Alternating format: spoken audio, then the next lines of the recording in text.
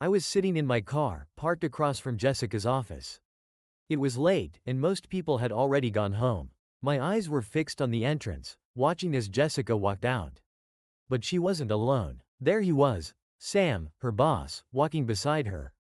They didn't see me, and I watched as they laughed, his hand grazing her arm in a way that was far too familiar for my liking. My stomach twisted. I gripped the steering wheel tightly, fighting the urge to march over and confront them right there. But no, I wasn't going to let my emotions take control. Not yet. I needed to think. I needed to be smart about this. This wasn't just some random moment. For weeks, I had felt it, the distance between us, the late nights at work, the guarded way she handled her phone. It had all started to add up, but I didn't want to believe it. Jessica, my wife, the woman I had built a life with, was she really capable of this? Of lying to me, of cheating? My suspicions had started small. A gut feeling. Really. I had caught her in a few white lies about where she was or why she was late. Then, there were the text messages she'd smile at but never show me.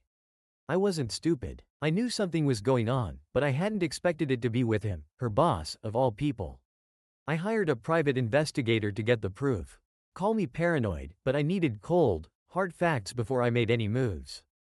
And boy, did I get them. Photos, text messages, even recordings. There they were, Sam and Jessica. Together in places they shouldn't have been. It wasn't just business lunches or late-night meetings. They were far more than just coworkers.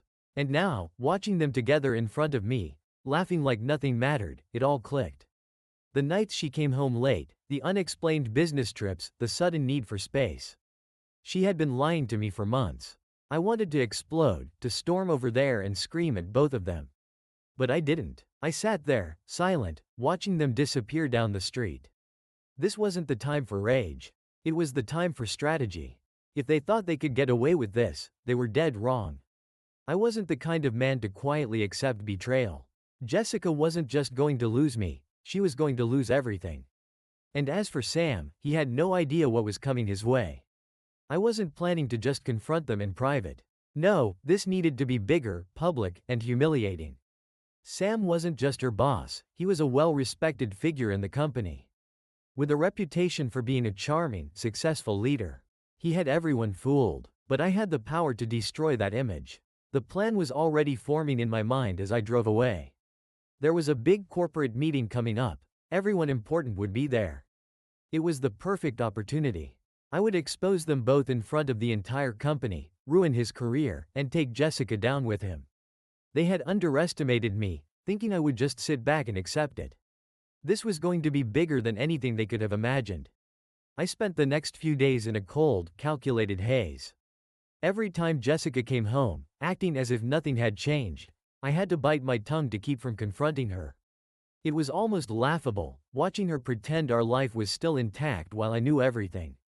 Her kisses were empty, her smiles rehearsed, and her excuses more elaborate than ever. But I played along, hiding my knowledge, all while setting my plan into motion. The evidence I had collected was damning: photos of Jessica and Sam meeting in hotels. Intimate text messages where they talked about sneaking around behind my back. The private investigator had done an incredible job. I had more than enough to blow this whole thing wide open. I could have gone to her that night, thrown the proof in her face, and walked out the door. But that would have been too easy, too small. No, this betrayal needed a grand finale, something that would destroy them both. They had played me for a fool, and I wasn't going to settle for anything less than total devastation. Sam was a rising star in the company, always praised for his leadership and business acumen. But his personal life? That was another story. Rumors had swirled around him for years, about how he manipulated women under his authority, and how he used his position to get what he wanted. But no one had ever been able to prove it. Now, I could. The upcoming corporate meeting was my golden opportunity. Sam was set to give a big presentation, one that would likely propel him to an even higher position in the company. All the senior executives would be there, along with board members and key stakeholders. It was going to be the perfect stage for his downfall. I made a few discreet calls to the IT department, using my connections to ensure I'd have access to the projector and audio equipment. I arranged everything so that when the time was right, I could reveal the evidence to the entire room. They would all see what kind of man Sam really was, and what kind of woman Jessica had become. But it wasn't just about humiliating them. I wanted to ruin them, professionally and personally. Sam's career was built on his reputation, and once that was shattered, he'd be finished. No one would want to do business with a man like him. And Jessica? She would lose everything, her job, her dignity, and most importantly, her control over me. The days leading up to the meeting were a strange blur. Jessica was oblivious, still acting like the perfect wife when we were around other people. It was almost impressive how easily she could lie. Sometimes, I caught her texting Sam when she thought I wasn't looking, her fingers moving quickly across her phone screen. She didn't realize that I already had copies of every message. I waited patiently, playing the role of the clueless husband while inside, I was simmering. There were moments where I almost broke, where I wanted to confront her, to scream at her for what she had done. But I reminded myself of the bigger picture. This wasn't just about releasing my anger. It was about justice. The night before the meeting, Jessica told me she would be working late again. I almost laughed. I knew where she was going and who she was going to be with. But instead of calling her out, I simply smiled and told her I understood. She left the house without a second thought, probably thinking I was as blind as ever. As soon as she was gone, I went over the evidence one last time, ensuring everything was ready. The photos, the texts, the audio recordings, everything was in place. Tomorrow, there would be no escape for them. The next morning, Jessica barely spoke to me before heading off to the meeting. She seemed focused, maybe even nervous, but I couldn't tell if it was about the presentation or something else. Maybe she sensed something was wrong, or maybe she was just worried about keeping up the charade. Either way, I didn't care. I arrived at the office early, making sure everything was set up exactly as I had planned. The IT team had done their part, and I had full control over the presentation system. All I had to do was wait for the right moment. As people started filing into the conference room, I could see the excitement in the air. This was a big day for the company, and everyone was eager to see Sam's presentation. Jessica was already there, sitting near the front, looking as poised and professional as ever. She caught my eye and smiled as if we were still the perfect couple. I took a seat near the back, my heart pounding in my chest. This was it, the moment I had been waiting for. Everything was in place, and there was no turning back now. Sam took the stage, confidently launching into his presentation. He was smooth, charismatic, everything you'd expect from someone in his position. But as he spoke, all I could think about was what was about to happen next. I waited until he was halfway through, just when everyone was completely focused on him. Then, with a subtle click of my phone, the projector screen flickered and the photos appeared. At first, there was confusion. People didn't understand what they were seeing. But as the images shifted, Jessica and Sam, together in hotel rooms, intimate moments caught on camera, the realization hit. The room went dead silent. The silence in the room was suffocating. I watched as everyone's eyes flicked from the screen to Sam, and then to Jessica. A few gasps escaped from the crowd, but mostly, it was the kind of silence that came with shock and disbelief. No one was moving, no one was speaking, except for Sam, whose confident demeanor crumbled right in front of us. What the hell is this? Sam's voice was shaky, his eyes darting between the screen and the stunned faces of his colleagues. But no one answered him. They didn't need to. The photos kept rolling. Jessica and Sam are at a bar, hands touching. The two of them entered a hotel, just hours after Jessica had told me she was working late. I had chosen the worst, the most damning, the ones that told the entire story without a single word needing to be spoken. From my seat at the back of the room, I could see Jessica's face as she realized what was happening. Her confident expression faltered, her skin paling as she took in the enormity of the situation. She didn't look at me, but I knew she was thinking about me, wondering if I was behind this. She was right. Suddenly, a flurry of whispers filled the room. People exchanged stunned glances, some leaning over to their neighbors to confirm if they were really seeing what they thought they were seeing. Sam tried to stop the presentation, but the IT setup was out of his control now. It wasn't stopping until I decided it would. "Jay, what is this?" Sam finally yelled, his voice a mix of panic and anger. His attempt to maintain control was pathetic. His face was a sickly shade of red, his jaw clenched so tightly it looked like it might snap. I stood up slowly, taking my time to let the gravity of the moment sink in for everyone in the room. "This?" I said, my voice steady, but loud enough to be heard. This is the truth. The truth about what's been happening behind all of your backs. About what your so-called leader and his employee have been doing on company time. The whispers grew louder. Some of the senior executives were exchanging looks, and I could see one of them, one of Sam's superiors, leaning forward in his chair, clearly agitated. This wasn't just some office scandal, this was about to blow up into something much bigger. Jay, stop this right now. Jessica's voice broke through the murmur of the crowd. But it was weak, desperate. I hadn't seen her this vulnerable in years.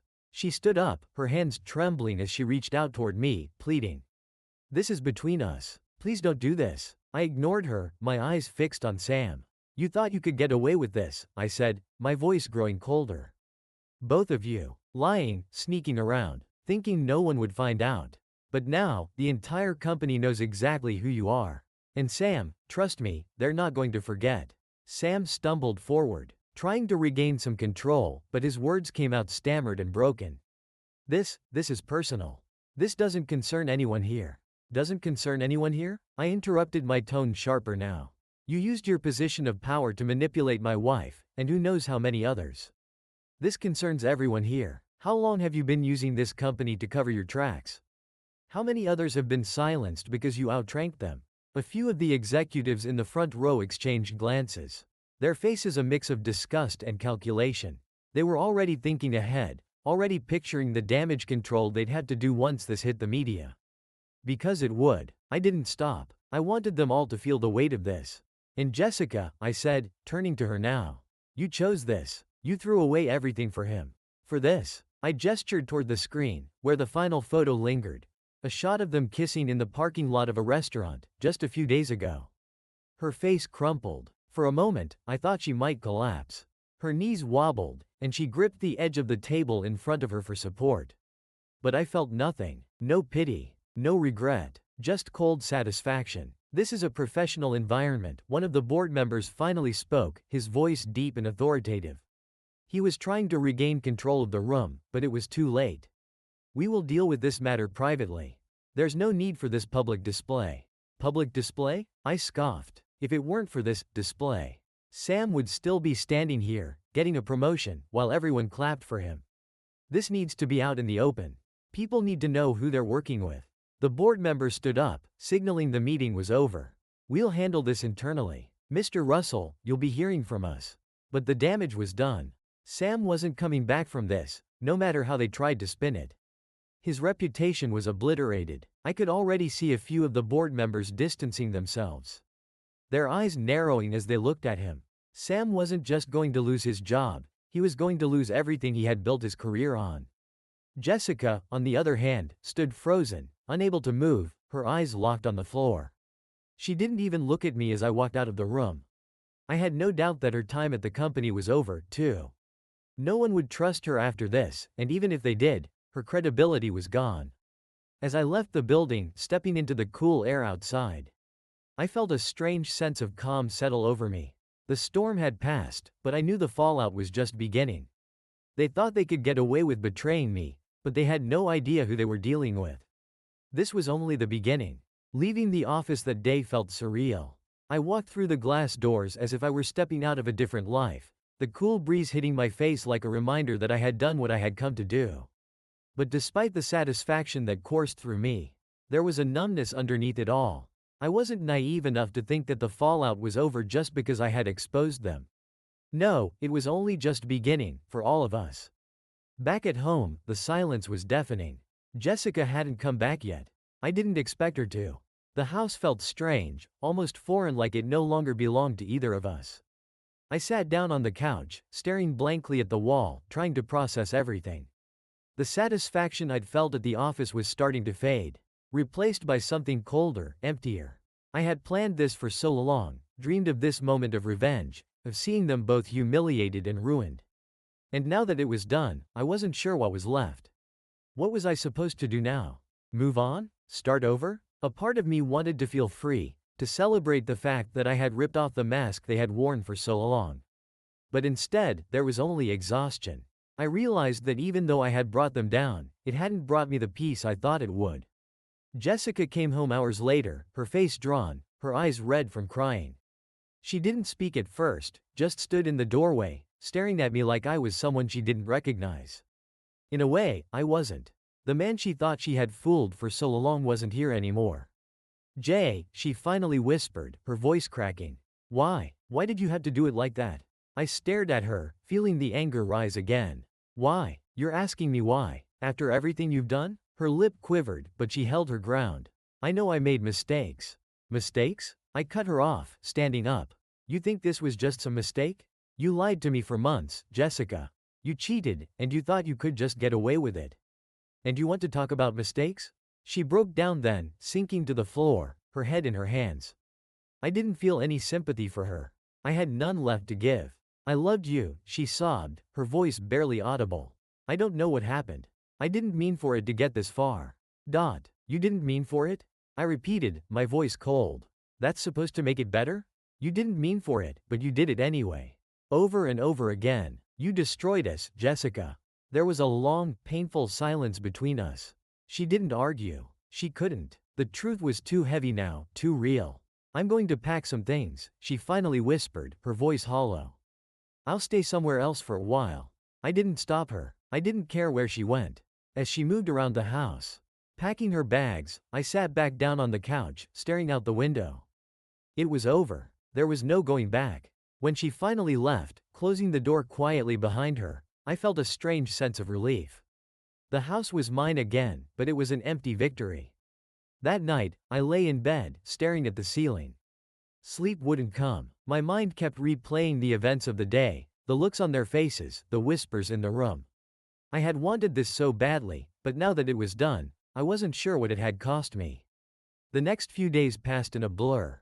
I didn't go back to the office. I didn't want to. I couldn't bear the thought of facing anyone, of hearing the whispers about what had happened. The scandal was probably the only thing people were talking about, and I wanted no part of it. I had done what I set out to do, but now, I needed to disappear from it all.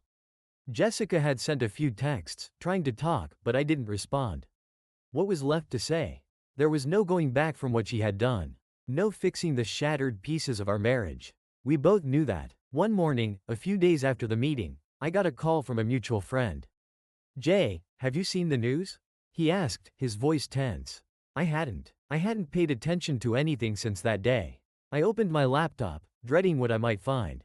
The headline hit me like a punch to the gut. Corporate scandal exposes high-ranking executive's affair, career in ruins.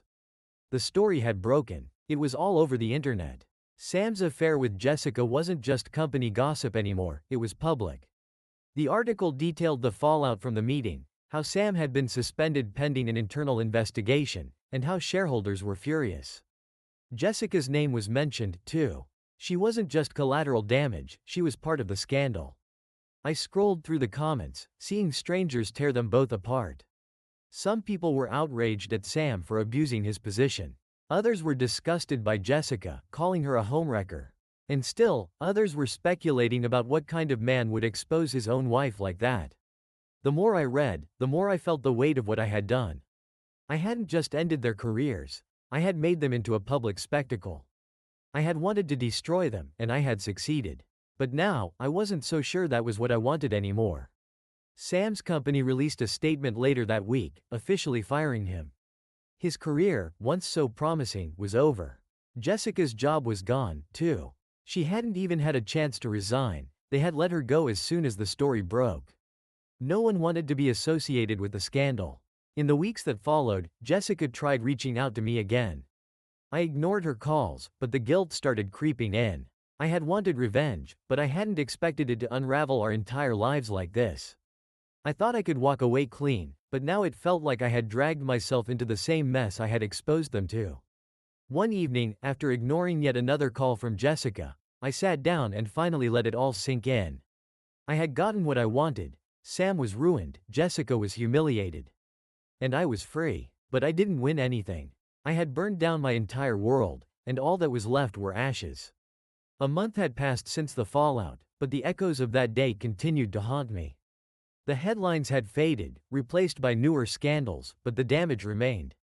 My life was unrecognizable. The house was quiet, almost unbearably so. Jessica hadn't come back, and I had no desire to reach out to her. Our marriage was over, that much was clear, but the emptiness it left behind was more profound than I expected. I hadn't heard much about Sam either. The company had severed all ties with him. From what I gathered, he was fighting to salvage what little he had left, but his reputation was too far gone. The business world had turned its back on him. And me? I had distanced myself from it all. I hadn't gone back to work. I wasn't sure I could. The satisfaction I'd once felt after the confrontation had eroded, replaced by a gnawing sense of unease. What had I truly accomplished? I had thought this would bring me some kind of justice, some kind of closure. Instead, it had left me isolated, alone in the wreckage I had created. I thought about calling Jessica, about having one last conversation to settle things. But what would I say? We had already crossed too many lines. Our relationship had been destroyed beyond repair, and I didn't even know where to begin picking up the pieces. One evening, as I sat in the dark living room, my phone buzzed. It was a text from Jessica. I hadn't heard from her in weeks, but something made me open it this time. "Jay, I need to talk. Please." I stared at the message for a long time. Part of me wanted to ignore it, to pretend that chapter of my life was closed for good. But another part of me, some deep, buried part, needed to hear what she had to say. Against my better judgment, I responded. "Fine, tomorrow." We agreed to meet at a coffee shop in a neutral part of town. It felt strange, like meeting with a stranger. We had been married for years, yet now I wasn't sure who I was going to see when I walked into that cafe. The next day, I arrived first, sitting near the back, nursing a cup of coffee I didn't really want. I could feel my heart racing, unsure of what was coming. When Jessica walked in, I barely recognized her. She looked tired, worn down in a way I hadn't seen before. Her confident, polished exterior was gone, replaced by something raw and vulnerable.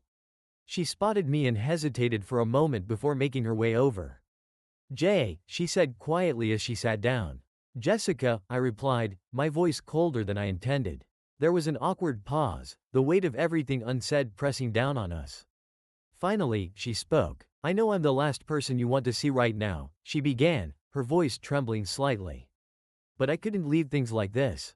I couldn't just walk away without explaining." "Explaining?" I echoed, my tone incredulous. "What's there to explain, Jessica? You cheated. You lied. You destroyed our marriage. I think that covers it." She flinched but didn't look away. "You're right. I did all of that. And I know I can't undo any of it. But I need you to understand why I let it happen." I crossed my arms, not sure if I wanted to hear this. "Go on." Jessica took a deep breath, struggling to find the words. "I lost myself, Jay. Somewhere along the way, I became someone I don't even recognize. I got caught up in the stress of work, in trying to be something I wasn't. And then Sam. He made me feel like I was important, like I mattered in ways I hadn't felt in so long." She looked up at me, her eyes full of regret. "But that's not an excuse. I betrayed you, and I betrayed everything we built together. I know that, and I don't expect you to forgive me. I wanted to tell you that I'm sorry. For everything." I sat there, staring at her, unsure of how to respond. I had imagined this conversation 1,000 times, picturing myself shouting, throwing her apology back in her face. But now, faced with her raw honesty, I felt none of that. "I'm sorry, too," I said quietly. "Not for what you did. I'll never be sorry for exposing the truth. But I'm sorry it had to end like this. I loved you, Jess. But I can't be that person for you anymore." She nodded, tears welling up in her eyes. "I know. I just hope, someday, you can find peace with all of this." "I don't know if I will," I admitted. "But I'll try." We sat in silence for a moment, both of us acknowledging the end of something that had once been so much more. When she finally left, I stayed behind, letting the silence of the cafe wash over me. The conversation hadn't fixed anything, but in a strange way, it felt like the beginning of closure. The following weeks were quiet.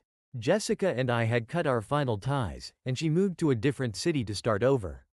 I didn't ask where, and she didn't offer any more details. It was better this way, clean, without the mess of lingering emotions. We both needed the distance to heal in our own ways. The house, once filled with tension, now felt like a place of reflection. I spent most days working remotely, keeping to myself. The revenge I had craved no longer satisfied me, but it forced me to confront the reality of my life. I had been living in the shadow of a broken marriage for far too long. One afternoon, I received an unexpected call from an old friend, Tom. He had heard about the scandal through the grapevine and wanted to check in. "You've been off the radar, man," he said. "Thought you might want to get out of the house and grab a drink."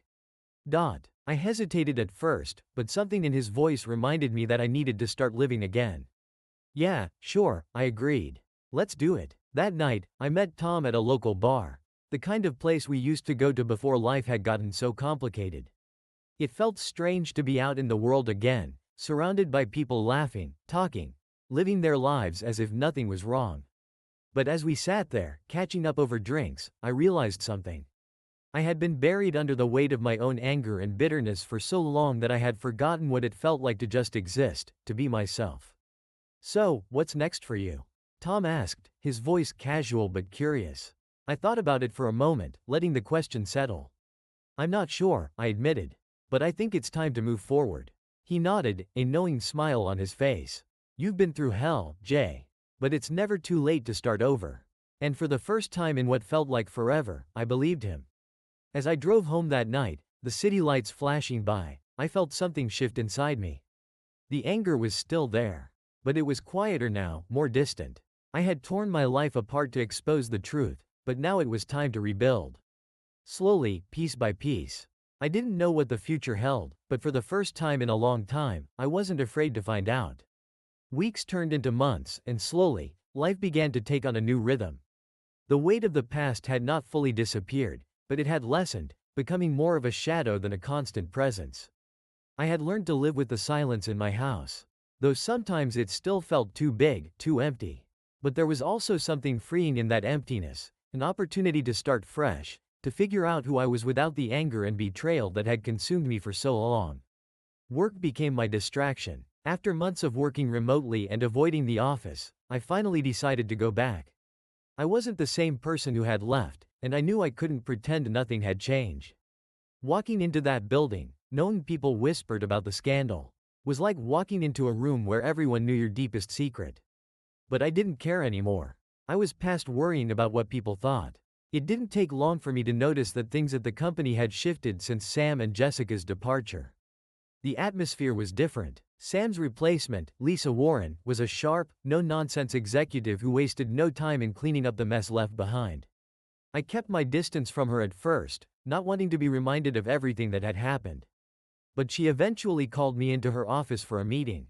"Jay, I've heard good things about your work," she said, her tone professional but direct. "But I also know the last few months have been difficult for you personally.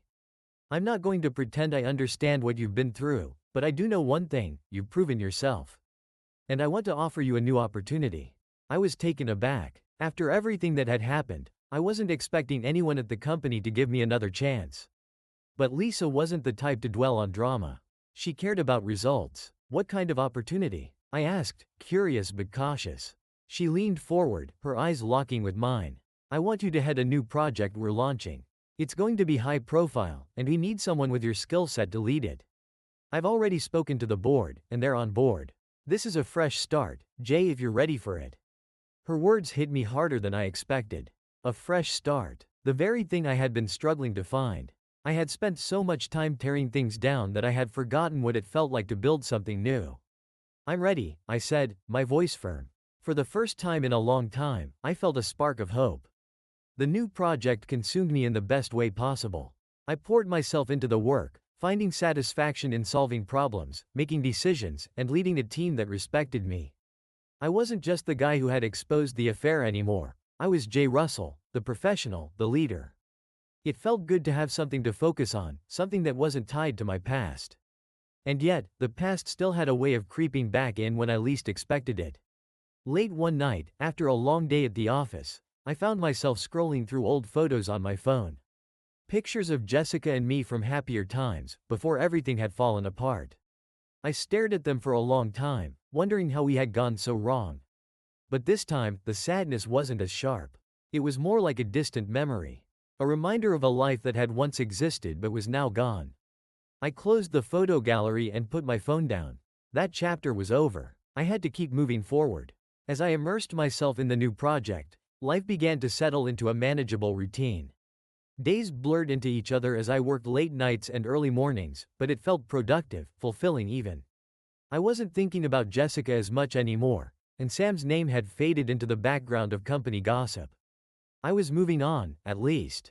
That's what I told myself. One Friday evening, after a particularly long week, I decided to grab a drink at a bar near the office.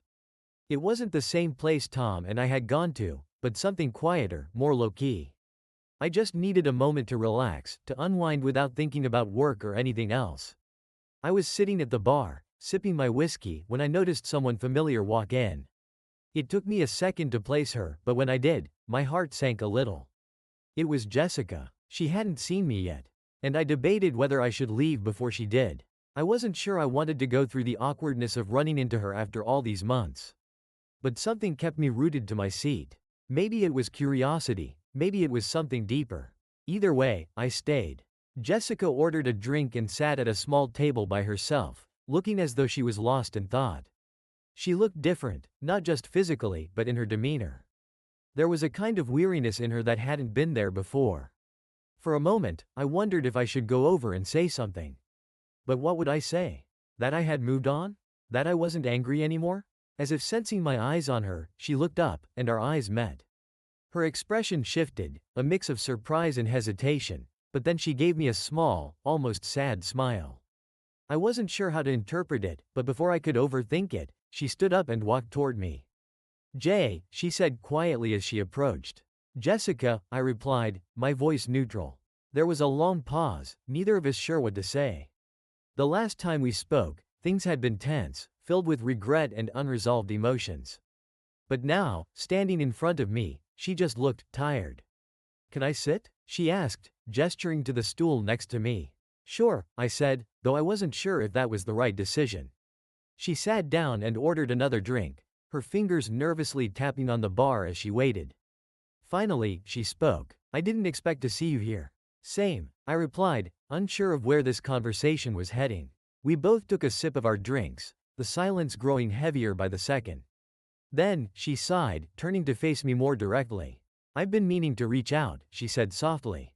"But I didn't know if you'd want to hear from me." I raised an eyebrow. "What would you have said?" She hesitated, searching for the right words.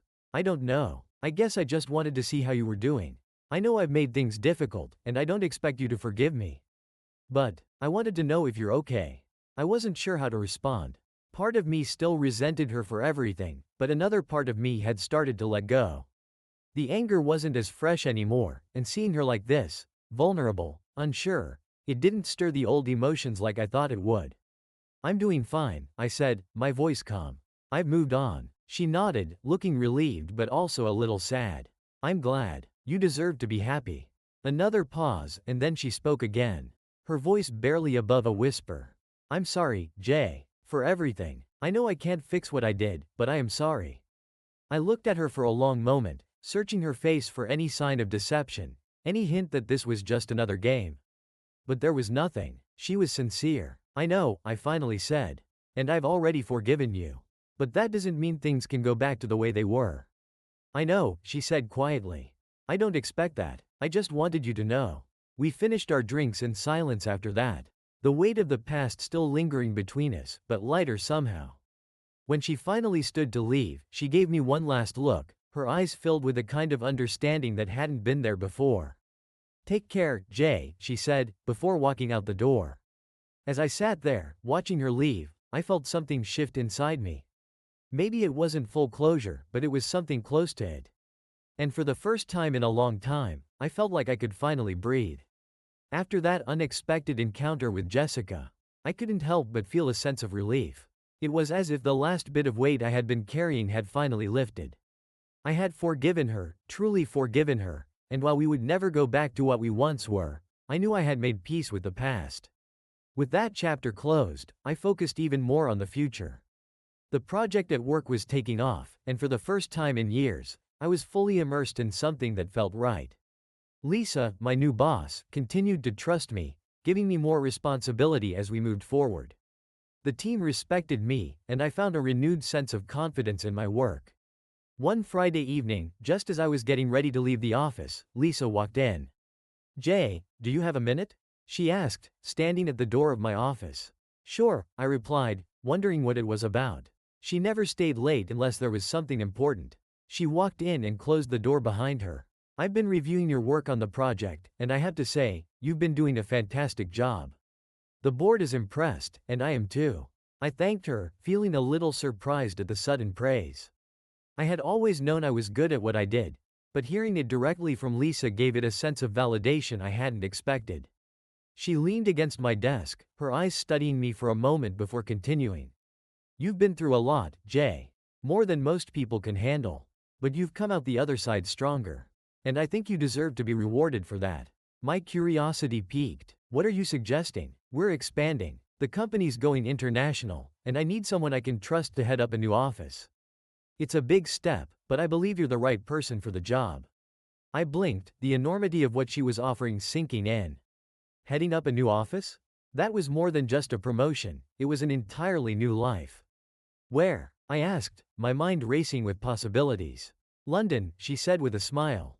We're opening a branch there next year, and I want you to lead it. You'd be in charge of hiring, operations, everything. It's a huge opportunity. London. The idea of moving across the ocean, starting fresh in a new city, was both exhilarating and terrifying. But it also felt like the right next step. Everything here had become tainted by the past. Maybe I needed a change of scenery to truly move forward. I don't know what to say, I finally responded. It's a big decision. I know, Lisa said, her tone understanding. Take your time, but I think this could be exactly what you need. As she left my office, I sat there, staring out the window at the city lights. London, a fresh start. It was tempting. I had spent so much time rebuilding myself that maybe it was time to take the leap. Over the weekend, I couldn't stop thinking about it. I weighed the pros and cons, but in the end, the answer seemed obvious. What was holding me back? Nothing, really. The ghosts of the past were gone, and all that was left was the future. On Monday morning, I walked into Lisa's office and gave her my answer. I'm in, I said, a sense of excitement building in my chest. I'll take the job. She smiled, looking genuinely pleased. I knew you would. And just like that, my life was set on a new course. In 6 months, I would be in London, leading a new team, starting over completely. The thought was thrilling, and for the first time in a long time, I felt like I was exactly where I was supposed to be. With my decision made, the next few months flew by in a whirlwind of preparation.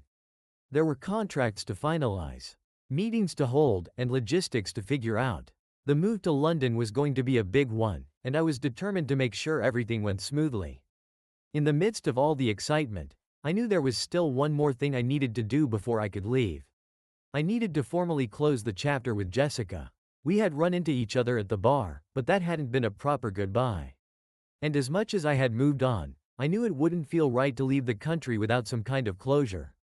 One evening, I sent her a text. Nothing long, just a simple message, can we talk? There's something I need to tell you. Her response came quickly. Sure, when and where? We agreed to meet at a small cafe we used to go to back when things were good between us. It felt like the right place to have this conversation, neutral, familiar, but distant enough from the person I had become. When I arrived, Jessica was already there, sitting at a table by the window. She looked different, lighter, somehow. Maybe she had started to move on too. Hey, I said as I sat down across from her. Hey, she replied, her voice soft but steady. What's going on? I took a deep breath, not sure how to begin. I wanted to see you because I'm leaving. For good. Her eyes widened slightly. Leaving? Where are you going? London, I said. I got an offer to head up a new office there. I'll be moving in a few months. For a moment, she just stared at me, processing the news. Then, slowly, she smiled, a genuine smile. Not the sad one I had seen at the bar. That's amazing, Jay, she said, her voice full of sincerity. I'm really happy for you. You deserve this. Thanks, I replied, feeling a sense of relief wash over me. I just wanted to tell you in person. I didn't want to leave without saying goodbye. She nodded, her eyes softening. I appreciate that, I really do. There was a pause, both of us knowing this was the end of something, but also the beginning of something new. Jessica had hurt me in ways I hadn't thought possible, but sitting there, I realized that we were both different people now. The anger was gone. The sadness had faded. All that was left was a quiet understanding. I hope you find what you're looking for, I said, meaning it. I hope you find peace. I hope you do too. She replied. And maybe someday, we'll both look back on all of this and realize it happened for a reason. I wasn't sure if I believed that, but it didn't matter. What mattered was that we were both moving forward, in our own ways. We didn't hug or make any dramatic farewells. We simply exchanged a final nod of understanding and went our separate ways. As I walked out of the cafe, I felt a sense of finality I hadn't expected. The past was behind me. Jessica was behind me. And now, the only thing ahead was the promise of a new life. A new beginning. The months leading up to my departure for London passed faster than I expected. My life became a blur of meetings, paperwork, and planning for the move. The excitement of starting a new chapter in a different city was exhilarating, but there was also a quiet sense of finality to everything I did. I was about to leave behind everything I'd known, both the good and the bad, and take a leap into the unknown. It was the last week before my flight when I got a message that caught me off guard. It was from Tom. We hadn't spoken much since everything had gone down with Jessica and Sam. He had been there for me in the early days, but eventually, we drifted apart. I wasn't sure if it was because he didn't know what to say anymore or because I had pushed people away, but either way, we lost touch. Hey man, I heard you're moving to London. Can we grab a drink before you go? I'd like to catch up. I stared at the message for a minute, debating whether to respond. Part of me wanted to just leave things as they were. To walk away clean without reopening old wounds. But another part of me, maybe the more mature part, knew I couldn't leave without tying up this loose end. Sure, I replied. How about tomorrow night? The next evening, I met Tom at a bar we used to frequent back when life was simpler before the chaos of the last year had turned everything upside down. As soon as I walked in, I saw him sitting at a table in the back, 2 beers already waiting.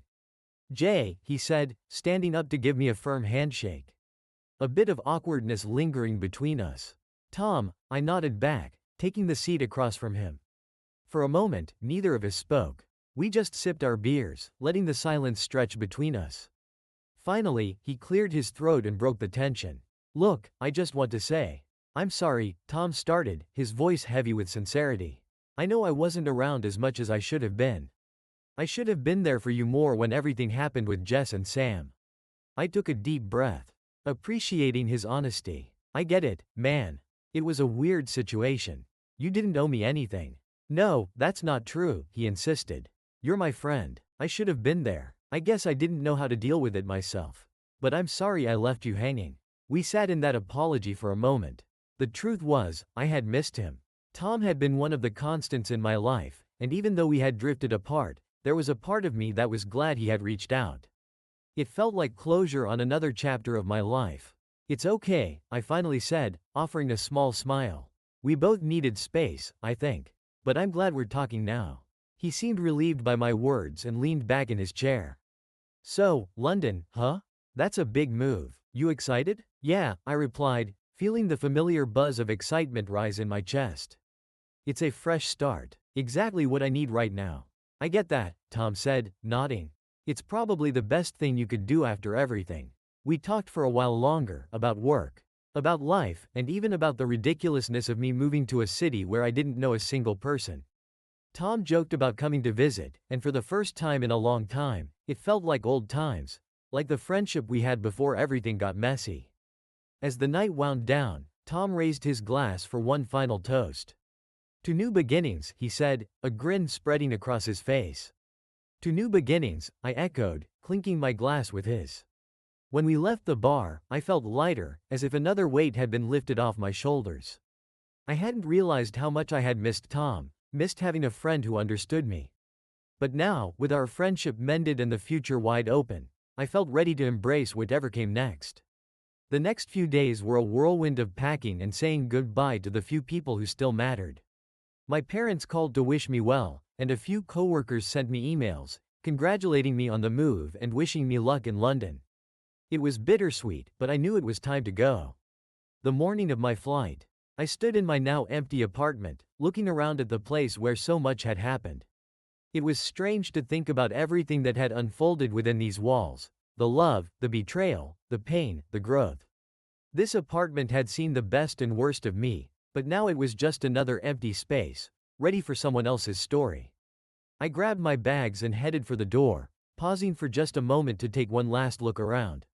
Then, without a second thought, I turned off the lights and closed the door behind me. At the airport, as I waited for my flight, I felt an overwhelming sense of calm. For the first time in what felt like years, I wasn't running from anything. I wasn't looking back with regret or anger. I was simply moving forward toward something new. When my flight was finally called, I boarded the plane, took my seat, and leaned back, staring out the window as the city I had called home for so long faded into the distance. London was waiting, and with it, the promise of a future I had never imagined. As the plane lifted off the ground, I closed my eyes and smiled. This was it, the beginning of something new. The final goodbye to the past, and the first step toward whatever was next. I was ready. The moment I stepped off the plane in London, everything felt different. The cold, crisp air, the bustling crowds, and the unfamiliar skyline all seemed like symbols of a fresh start. There was no turning back now. I had left behind my old life in New York, and ahead of me was a city full of endless possibilities. I arrived at my new apartment in Kensington, a quaint, historic area of London filled with charming brick buildings and tree-lined streets. The company had arranged temporary housing for me until I could find something permanent. The flat was small but cozy, with a view of the quiet street below. It felt like the right place to begin again. The first few weeks flew by. Setting up the new office, hiring staff, and navigating the cultural differences of doing business in London was exciting and challenging. My new team was enthusiastic, and I quickly realized how much I enjoyed the leadership role. Lisa had been right. This was the opportunity I needed, not just professionally, but personally. Still, adjusting to life in London wasn't all smooth sailing. The city was massive, and the unfamiliarity could be overwhelming at times. I found myself missing the ease of New York, knowing exactly where to go, who to call, and how to navigate life. But I reminded myself that this was the whole point. A new environment meant new experiences, new people, and, eventually, a new version of myself. One night, after a long day at work, I decided to explore a bit. I walked through the city, taking in the sights, letting myself get lost in the streets. I wandered through Covent Garden, marveled at the beauty of the Thames River at night, and ended up in a small pub where I ordered a pint and sat quietly, watching life unfold around me. For the first time in a long while, I felt peaceful. There was no baggage here, no history. I could just be Jay, a guy starting over in a new city, trying to figure out who he was without the weight of the past. Months passed, and my life in London began to take shape. The office was running smoothly, and we were starting to make real progress with our international clients. I threw myself into the work, enjoying the distraction and the challenge. In the evenings, I explored the city. I found my favorite coffee shops, got lost in museums, and slowly learned the nuances of London life. It felt like every day brought something new, an unexpected encounter, a hidden street I hadn't noticed before, or a conversation with someone from a completely different walk of life. But amid all the excitement and growth, there were quiet moments of reflection. There were nights when I would come home to my apartment, pour a glass of wine, and think about everything that had led me here. The ghosts of the past didn't haunt me like they used to. But they were still there, lingering in the corners of my mind. I hadn't heard from Jessica since our final meeting, and that was for the best. I knew she was living her own life now, probably dealing with the fallout from everything that had happened back in New York. As for Sam, I hadn't given him much thought since my last encounter with him in the boardroom. I had made peace with it all. It was behind me now. One evening, as I was wrapping up a late-night meeting at the office, my phone buzzed with a message. It was Lisa. "How's London treating you? We need to catch up soon. I might be coming to the UK for a project next month. Let's grab a drink." I smiled at the message. Lisa had been a huge part of why I had taken this leap, and it would be nice to see her again. She had always believed in me, even when I wasn't sure I believed in myself. I texted her back, agreeing to meet when she arrived in town. As I put my phone away and gathered my things, I realized how far I had come. The broken, angry version of myself, the one who had been consumed with revenge and pain, was fading further into the past. London had given me the space to heal, to grow, and to rediscover who I was beyond the mess of betrayal and bitterness. But despite all the progress, there was still something missing. I had rebuilt my professional life, forged new friendships, and found peace within myself, But I hadn't allowed myself to open up to the idea of new relationships. Maybe it was fear, or maybe I just wasn't ready yet. But I knew I couldn't hide behind my work forever. The next morning, as I walked into the office, I made a decision. I had spent the last year rebuilding, healing, and moving on. But now, it was time to take another step forward. It was time to let go of the fear and the walls I had built around myself. It was time to start living again. Not just for work, not just to escape the past, but for myself. London had given me a second chance, and I wasn't going to waste it. It was a cold evening in late autumn, and the streets of London were shimmering with the golden glow of streetlights. The chill in the air didn't bother me, it actually felt refreshing. The kind of cold that wakes you up and makes you feel alive. I was heading to a small rooftop bar, a spot I'd recently discovered, where I was meeting Lisa. She had flown in earlier that day for the project we had talked about, and I was looking forward to catching up. The elevator ride up was quiet. I stared at my reflection in the polished metal walls, noticing how different I looked. There was something more relaxed about my face, a confidence in my eyes that hadn't been there before. London had changed me, but more than that, the journey through everything, Jessica, the revenge, the healing, had transformed me. When the doors slid open, I stepped out onto the rooftop, greeted by the sight of the London skyline in the distance. The city stretched out before me, endless and alive. Lisa was already seated at a table near the edge, a glass of wine in front of her. She smiled as soon as she saw me, waving me over. "Jay," she called, standing to give me a hug. "It's good to see you." "Good to see you too," I replied, smiling back. "How was the flight?" "Long, but worth it," she said, sitting back down and motioning for me to join her. "London suits you. You look happy." I shrugged, but I knew she was right. I am, actually. Things are going well here. The team's great, and the office is running smoothly. And the city, it's starting to feel like home. Lisa raised her glass. "To new beginnings, then." "To new beginnings," I echoed, clinking my glass with hers. We spent the next hour talking about work, catching up on company gossip, and laughing about the absurdity of corporate life. It felt good to talk to someone who had been there from the start, who knew what I had gone through, and understood the journey I had been on.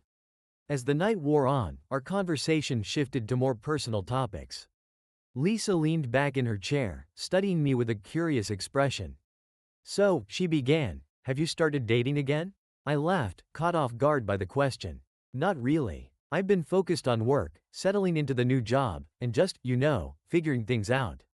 Lisa smiled knowingly. "It's been a while, Jay. You've done the work, you've healed. But don't forget, life is more than just work." She was right, of course. I had spent so much time rebuilding myself professionally, finding peace within my own world, that I hadn't really let anyone else in. I had closed off that part of myself after Jessica, afraid to be hurt again, afraid to trust someone the way I had trusted her. But maybe it was time to take that risk. Maybe it was time to let go of the fear. "I guess I haven't been ready," I admitted, swirling the wine in my glass. "But I'm starting to feel like I could be." Lisa's smile grew wider. "Good. Because you deserve it, Jay. You've been through hell, and you came out stronger. Don't let that strength stop you from living." We finished our drinks, and as we said our goodbyes, I couldn't shake the feeling that she was right. It was time. Time to start living for myself, to embrace the future without holding on to the past. The next few weeks passed quickly, and I found myself more settled in London than ever. I threw myself into work, but this time, with a different mindset. I allowed myself to enjoy the moments outside of work, the random conversations with strangers, the lazy Sunday mornings with coffee in hand, and exploring new parts of the city without a schedule. One evening, as I was walking home from the office, I decided to stop by a bookstore I had passed a few times. It was small, tucked away between two larger buildings, almost hidden from view. The kind of place you'd miss if you weren't looking for it. Inside, the air was warm and smelled of old paper and wood. Shelves lined the walls, filled with books from every genre imaginable. I wandered through the aisles, running my fingers over the spines, feeling a sense of calm wash over me. That's when I saw her. She was standing in the fiction section, holding a novel, her head tilted slightly as she read the back cover. There was something about the way she was completely absorbed in the moment that caught my attention. Her dark hair fell over her shoulder, and she had an air of quiet confidence about her, like she didn't need anyone's approval to be who she was. I didn't know what possessed me, but I found myself walking over. Is it any good? I asked, nodding toward the book in her hand. She looked up, surprised for a moment, then smiled. I don't know yet. I've never read this author before. I smiled back. Mind if I give a recommendation? She raised an eyebrow, intrigued. Sure, what do you suggest? We ended up talking for over an hour, moving from books to travel, to life in London, and everything in between. Her name was Mia. She had moved to London a year ago for work, and like me, was still figuring out her place in the city. Before I knew it, we exchanged numbers, agreeing to grab coffee sometime. As I left the bookstore, there was a lightness in my step, a feeling of possibility that I hadn't felt in a long time. Over the next few weeks, Mia and I met up several times. We explored parts of London together, went to art galleries, and even discovered a mutual love for street food markets. It was easy, effortless, the kind of connection I hadn't expected. One evening, after a particularly long walk along the Thames, we sat on a bench, watching the city lights reflect off the water. I'm glad I met you, Mia said softly, looking out at the river. I turned to her, feeling the same warmth inside. Me too. And in that moment, I knew. The past was behind me. Jessica, the betrayal, the revenge, it was all part of another life. One that had shaped me, but no longer defined me.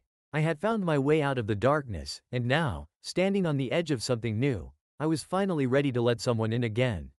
London had given me a second chance at life, but more than that, it had taught me to trust again. To open myself up to love, to risk being hurt, and to believe that the future could be brighter than the past. As Mia and I sat there, the city stretching out before us, I realized that this was the beginning of something new. A future I was ready to embrace, no longer defined by what had been, but by what could be. And for the first time in a long time, I felt whole again.